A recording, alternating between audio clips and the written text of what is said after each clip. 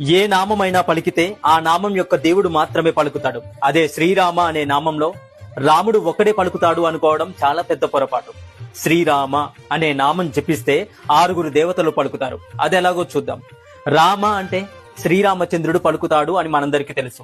రామ అనే నామం పలికిన చోట, ఉన్న చోట అందరికన్నా ముందర వచ్చి ఆ నామాన్ని విని ఆనందించేది నిస్సందేహంగా స్వామి హనుమంతుడే. శ్రీరామ, శ్రీ అంటే మాతా లక్ష్మీదేవి, రా అంటే శ్రీ మహావిష్ణువు. ఓం నమో నారాయణాయ అనే మంత్రంలో నుంచి రా అనే జీవాక్షరాన్ని తీసుకున్నారు. మా అంటే శివుడు.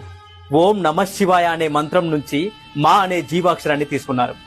శివుడు హనుమంతుడి రూపంలో ఈ భూలోకానికి రాముడికి సేవ చేయడం కోసం వస్తున్నప్పుడు మాతా పార్వతీదేవి నాకు కూడా ఆ అదృష్టం కావాలి అని అడిగిందట. అప్పుడు శివుడు ఇలా అన్నాడట, ఈ అవతారంలో హనుమంతుడు బ్రహ్మచర్యాన్ని పఠిస్తాడు కాబట్టి నిన్ను తీసుకువెళ్లడం కుదరదు దేవి పార్వతి అని అన్నాడు మహాదేవుడు.